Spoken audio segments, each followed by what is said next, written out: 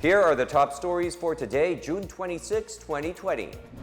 Malacañang denies using the COVID-19 crisis to phase out traditional public utility jeepneys and push for modernization. The Philippine National Police reports 60 more police officers have been infected with COVID-19. President Duterte expresses worry over the sudden increase in charges by Meralco during the quarantine. And authorities suspend travel authority for locally stranded individuals bound for Eastern Visayas.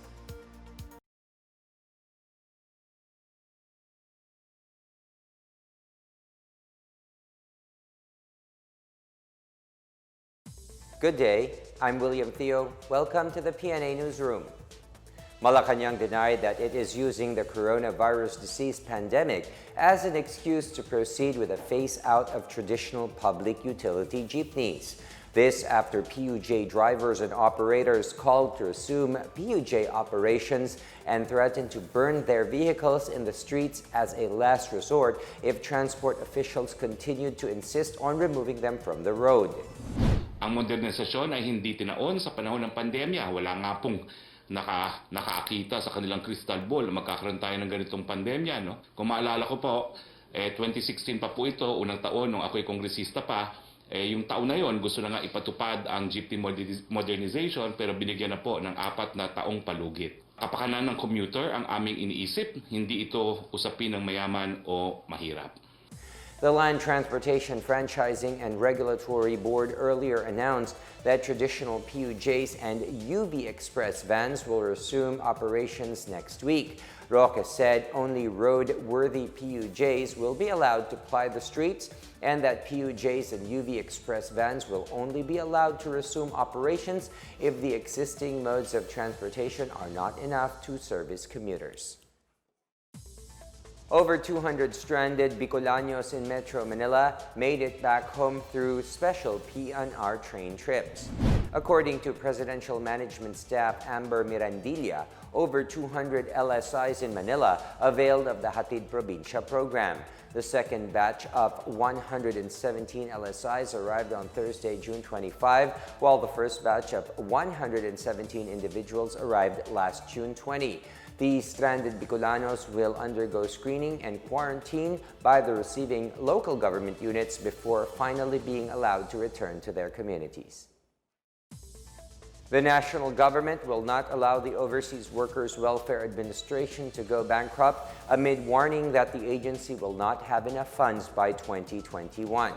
Presidential spokesperson Harry Roque said OWA is already asking the Senate for a 5 billion pesos supplemental budget to sustain its budget for overseas Filipino workers. Aside from OWA, the Philippine Health Insurance Corporation, or PhilHealth, also sought the delayed implementation of the Universal Health Care Law due to the depleting budget. Roque said Duterte and lawmakers would find a way to augment its funds.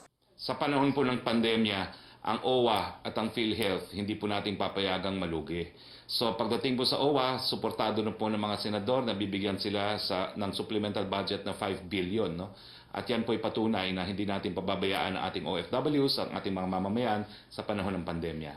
Roque assured that the Philippine Embassy in the Kingdom of Saudi Arabia would look into reports that OFWs have resorted to selling their blood after losing their jobs over there.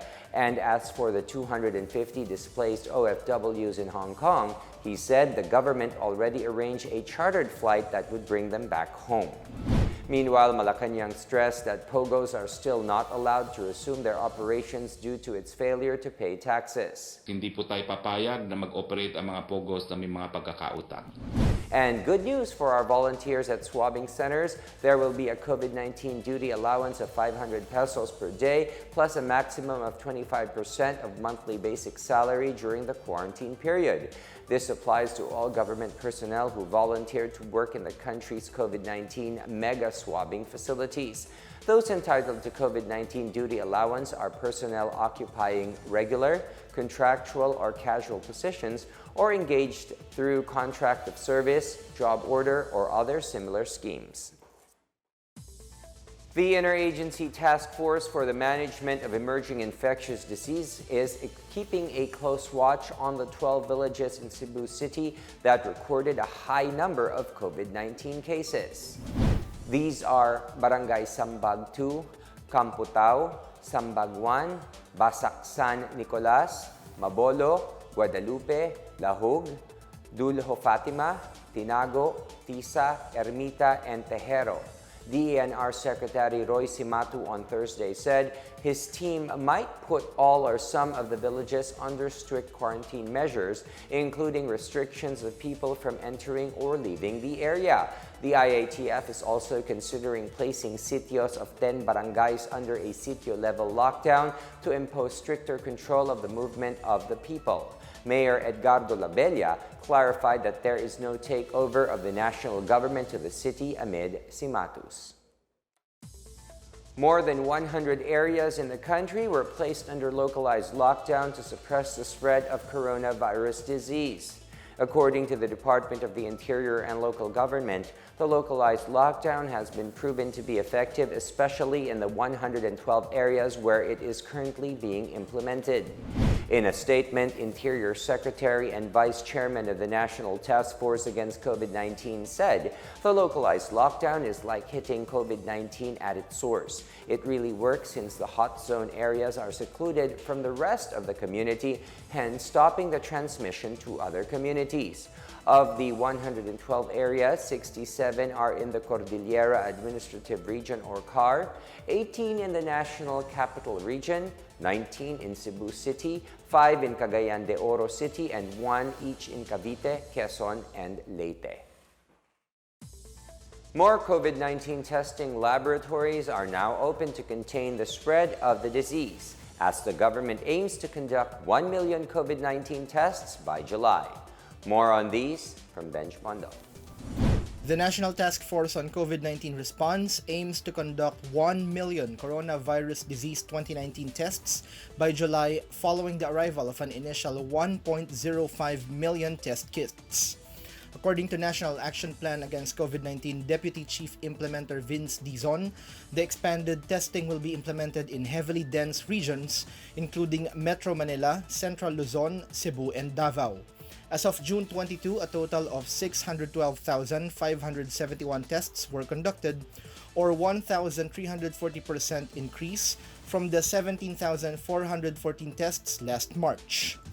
Dizon also pointed out that the country has likewise exceeded its goal of 50,000 estimated daily testing capacity by June, with 51,302 daily testing capacity as of June 19. The number of accredited testing laboratories has also reached 66 as of June 24 from only 1 last February. The National Task Force said it will recommend the testing of non-medical frontliners such as in transport and logistics, security and sanitation, education, media, retail, food and services, as well as other employees returning to their respective workplace. In Manila, the Santa Ana Hospital COVID-19 testing laboratory is now open after the Health Department gave its go signal for them to operate. This will increase the capability of the City of Manila for expanded testing. Aside from the testing laboratory, the Santa Ana Hospital also operates its Manila Infectious Disease Control Center. Manila is now capable of processing around 350 swab tests per day with the help of the city's partnership with other hospitals. In Bulacan, the first rapid polymerase chain reaction laboratory was formally opened on Thursday as part of its efforts to contain COVID-19. The Bulacan GenExpert RT-PCR laboratory, located at the compound of Bulacan Medical Center, is fully owned and operated by the provincial government. Governor Daniel Fernando said the facility will help them hasten the testing process for easy identification of positive COVID-19 cases and at the same time improve the contact tracing process. He said 48 tests can be done in the laboratory on a 12-hour duration, and it can also simultaneously analyze 4 samples or specimens per 45 minutes of running time. For the PNA Newsroom, I'm Benj Bondo. The identification cards issued by the Interagency Task Force for the Management of Emerging Infectious Diseases, or IATF-EID, would still be considered valid beyond its June 20 expiration date. Interior and Local Government Secretary Eduardo Año said those with the expired IATF-IDs just need to present other proofs of identification or their certificates of employment should these be asked by police or military personnel manning quarantine checkpoints. The IDs were rolled out to essential workers and media personnel after the IATF-EID placed the entire Luzon under an enhanced community quarantine last March to contain the spread of the coronavirus disease 2019. The issuance of IATF-IDs seek to ensure unhampered passage of those belonging to essential industries through checkpoints, while the rest of the population was ordered to remain inside their homes. I-honor pa rin natin, no? Kung i-renew pa natin yan, maraming trabaho pa rin. Hindi naman nabago yung pagkatao ng may hawak ng ID. Meron din naman silang kasamang accompanying company ID. I-honor pa rin natin. Still to come, the Philippine National Police reports 60 more police officers that have been infected with COVID-19. More on these when the PNA Newsroom continues.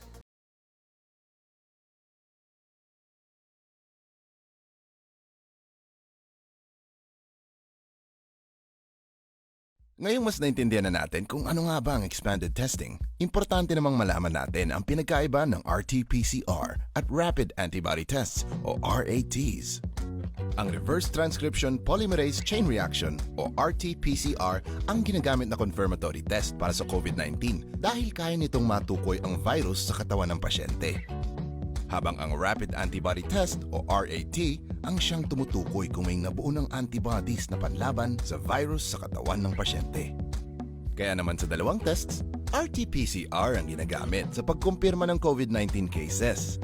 Ito ang ginagamit natin ngayon sa expanded testing. Pero paano nga ba ginagawa ang dalawang tests na ito? Para maisagawa ang RT-PCR at RAT tests, kinakailangang makakuha muna ng samples mula sa katawan ng pasyente. Ang RT-PCR ay gumagamit ng swab samples mula sa lalamunan at loob ng ilong. Mula sa nakuhang swab sample, matutukoy kung may presensya ng virus sa katawan ng pasyente. Samantala, dugo naman ang ginagamit para sa RATs. Sa nakuhang blood sample, malalaman kung ang pasyente ay nakabuo na ba ng mga antibodies na panlaban sa virus. Kadalasan, lumalabas lamang ang mga antibodies 7 araw o higit pa matapos magkaroon ng sintomas. Ang resulta ng RT-PCR tests ay makukuha sa loob ng 24 to 48 hours. Samantala, makukuha ang resulta ng RAT sa loob lamang ng 15 minuto. Kung nais mong magpa-test, kumonsulta muna sa aming telemedicine hotline o sa ating mga Barangay Health Emergency Response Teams o BHERTs. Tandaan, hindi mabibili ng basta-basta ang mga RT-PCR at RAT test kits sa botika. Tanging mga trained healthcare worker o scientist mula sa mga specialized laboratory ang makakagawa ng RT-PCR test. Ang RATs naman ay maaari lamang gawin ng mga healthcare worker basta't may patnubay at gabay ng doktor sa mga ospital at lisensyadong health facilities. Sa parehong tests, ang doktor lamang ang maaaring magbasa ng resulta nito. Kung ikaw ay nag-negatibo sa RATs, huwag maging kampante. Anumang resulta nito ay hindi pa rin sapat upang matukoy kung ikaw ay meron o wala ng COVID-19. Kinakailangan pa din ng RT-PCR upang matukoy ang tunay na status ng isang pinaghihinalaang pasyente. Importante ring isaisip na ang pagiging negatibo sa RT-PCR test ay hindi nangangahulugang lagi ka ng ligtas laban sa COVID-19. Kaya naman mahalagang sundin ang ating health guidelines. Mag-exercise, kumain ng tama, practice cough etiquette, sundin ang 1 meter rule sa physical distancing, palaging maghugas ng kamay, at higit sa lahat, kung maaari, ay mag-stay at home.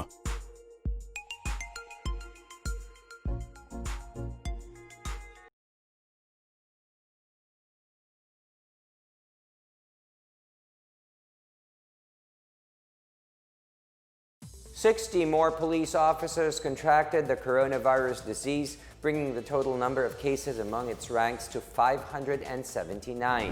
As of Thursday evening, the PNP Health Service said the new cases are from the Police Regional Office 3, Central Luzon 22, PRO 7 or Central Visayas with 22, National Capital Region Police Office with 9, National Headquarters 6, and PRO 8 Eastern Visayas 1. Meanwhile, 317 patients have already recovered from the disease, while the death toll stands at 9. The PNP Health Service is also monitoring 674 probable cases and 937 suspected cases. The PNP is currently waiting for the approval of the Department of Health regarding a suitable site for the proposed testing laboratory in Central Visayas. A 44-year-old woman from Dagupan, Pangasinan is the latest COVID-19 positive in Dagupan City, Pangasinan. The woman who had come from Makati City where she was working. She arrived in Dagupan on June 23 and went to her employer's house while waiting for the result of her tests. She is currently admitted to the Region 1 Medical Center. The Department of Health clarifies some healthcare beliefs in combating the dreaded coronavirus disease. Some of these are the use of ultraviolet devices as well as tuob or steam inhalation. According to DOH Undersecretary Maria Rosario Vergere, there is no scientific evidence yet which provides the effectiveness of ultraviolet or UV devices in killing the virus. She said the World Health Organization only recommends its use for disinfection purposes. Ibig sabihin, ginagamit lamang po ang mga ito sa loob ng ospital, sa mga clinics at iba pang formal healthcare settings. Sa ngayon, wala pa pong sapat na ebidensya kung epektibo ito sa labas ng mga ganitong setting. Meanwhile, the DOH also warns the public against the possible harms of tuob or steam inhalation. Yusek Vergere said there is no scientific evidence proving that inhalation of steam with salt, lemon, and other ingredients could prevent COVID-19 infection. Ang US Centers for Disease Control and Prevention at World Health Organization ay itinanggi na ang steam inhalation ay nakakagaling sa COVID-19. Wala pa pong siyentipikong pag-aaral na makakapagpatunay dito. Alinsunod din po ito sa joint statement ng ating mga local medical societies na hindi po ito inirerekomenda bilang preventive or curative measure. May posibilidad pa na mapasama ang virus sa singaw na maaring pagmulan ng lalong pagkalat ng sakit. Ang steam inhalation din po ay nagpaparami ng secretions sa ilong na posibleng makahawa ng sakit sa pamamagitan ng pagbabahing o pag-ubo ng individual. Malacañang is optimistic that the Philippine economy would expand at a faster pace despite the crisis brought about by the COVID-19 pandemic. Presidential spokesperson Harry Roque acknowledged that the Philippines suffered its first economic recession since 1998 due to the COVID-19 health crisis. But he remains confident that the country would experience a faster economic recovery. Roque said the reopening of more industries in the country following the relaxation of quarantine restrictions would help reboot the economy. Meanwhile, former President Gloria Macapagal-Arroyo expressed confidence that President Duterte would take the appropriate measures to combat COVID-19 and its disruptive effects on the economy. During a virtual meeting at the House Committee on Economic Affairs, Arroyo urged the government to shift its focus now on addressing the economic consequences of the pandemic after the imposition of strict quarantine restrictions. She said the country's economic response could include monetary and fiscal measures as well as social safety nets. Arroyo also supported the proposed economic stimulus package of the House of Representatives, spearheaded by Albay Representative Joey Salceda.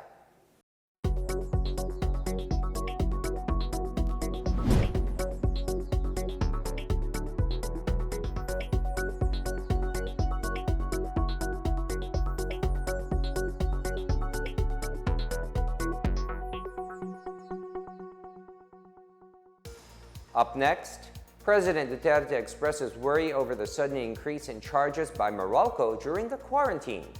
And authorities suspend travel authority for locally stranded individuals bound for Eastern Visayas. The PNA Newsroom returns after these reminders.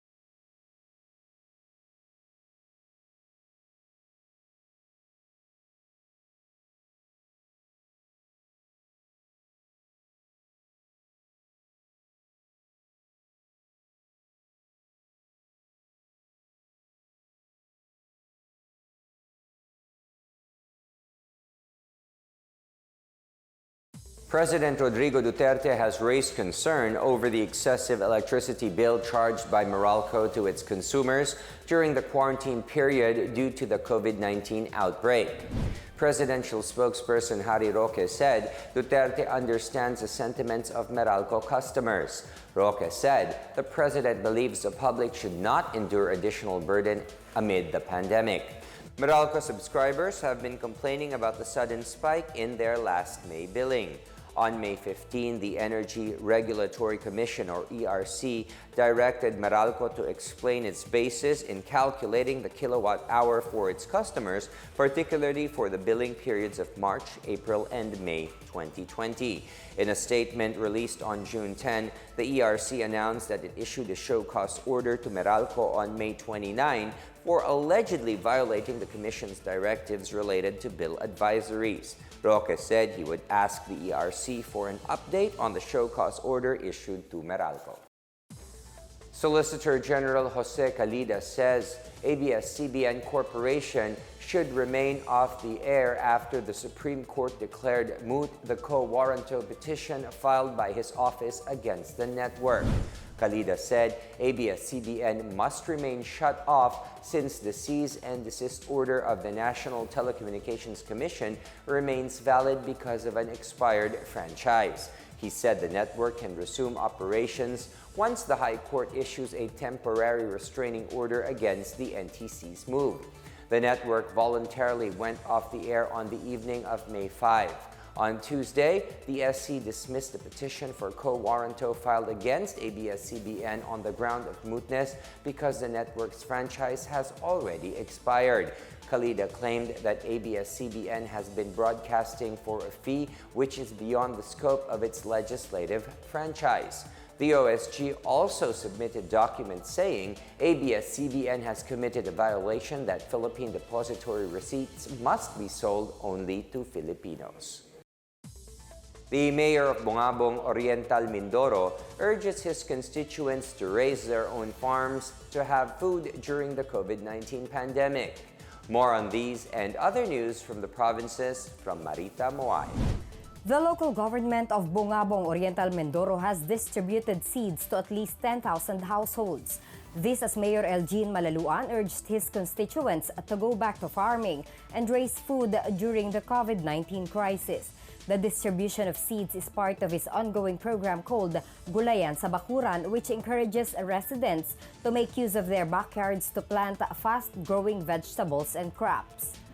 Meanwhile, Surigao del Norte 2nd District Representative Robert Ace Barbers warned the PNP on the return of the drug trade while the country is placed under quarantine. The chair of the House Committee on Dangerous Drugs believes that drug personalities lost billions of pesos when the pandemic forced the government to declare a lockdown.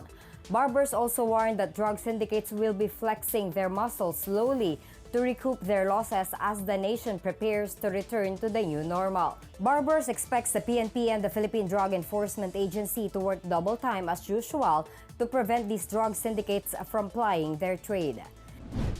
In other news, a barangay Panginay in Balagtas, Bulacan was placed under total lockdown after 2 residents were found positive for COVID-19.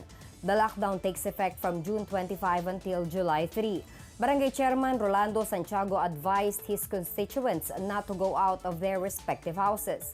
All those working who are not residents of Panginay will not be allowed to enter or go home for the meantime.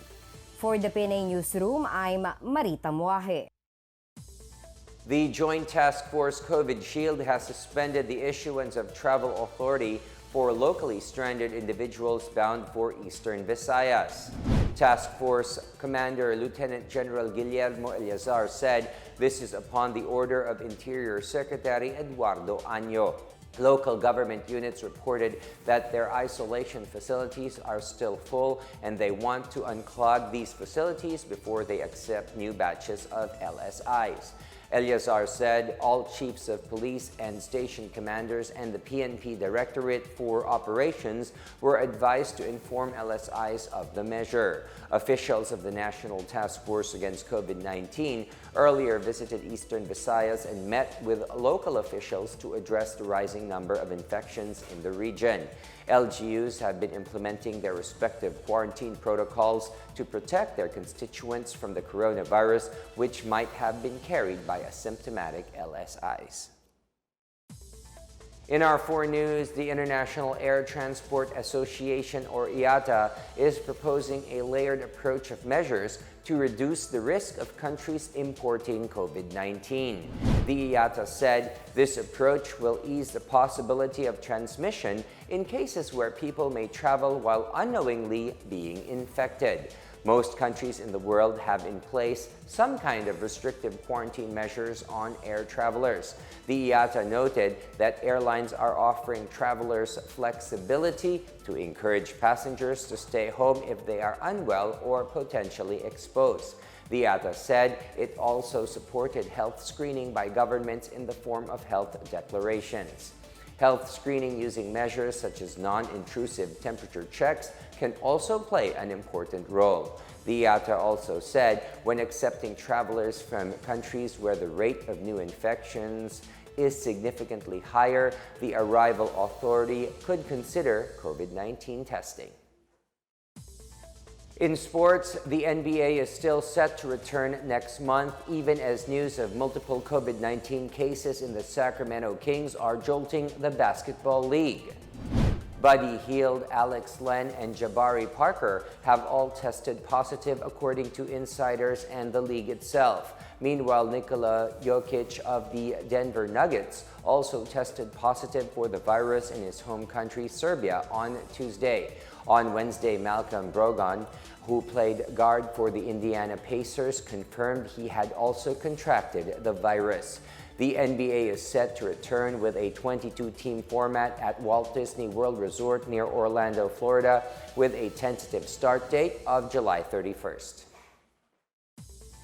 Residents and local officials gathered to pay tribute to the victims of the June 25, 1989 Rano massacre in Digo City, Davao del Sur. A memorial marker with the etched names of the 38 victims was unveiled in a symbolic rite. 31 years ago, members of the Bagobo Tagabawa tribe were killed as they gathered for worship in Sitio Rano, Barangay Binaton. The perpetrators were the notorious group of the New People's Army headed by one Commander Bensar. Communications Undersecretary and National Task Force to End Local Communist Armed Conflict spokesperson Lorraine Badoy condemned the treachery of the terrorists as they harm innocent lives while acting respectable in society. She also cited the long and arduous journey to get justice for the victims. Badoy hopes that the anti-terror bill of 2020 would be made into law so that the country may move forward and tragedies like the Rano massacre would never happen again. Meanwhile, the Davao del Sur Police Provincial Office joined calls for peace-loving people to support the anti-terrorism bill.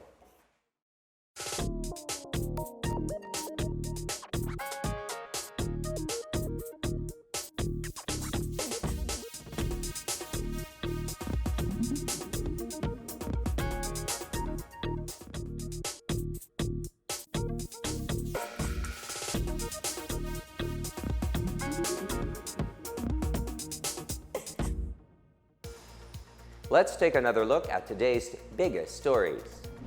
Malacañang denies using the COVID-19 crisis to phase out traditional public utility jeepneys and push for modernization. The Philippine National Police reports 60 more police officers have been infected with COVID-19. President Duterte expresses worry over the sudden increase in charges by Meralco during the quarantine. And authorities suspend travel authority for locally stranded individuals bound for Eastern Visayas. Thank you for watching another episode of the PNA Newsroom. To check out more news content, check our webpage or head onto the Philippine News Agency's Facebook and Twitter accounts. For more stories about the government and how it serves Filipinos, look for these hashtags in all of our social media platforms and websites. We are shown on the pages of the PCOO and its attached agencies. Also, watch us on television on PTV4 and IBC 13. And as another week comes to a close and we may be adjusting our quarantine classifications over the next week, we urge everybody to follow health protocols and stay safe. Remember, it is only together that we can. Let's be responsible for each other. And that's your daily dose of the biggest stories that you need to know. From the PNA Newsroom, I am William Theo. Good day. Stay safe, everyone.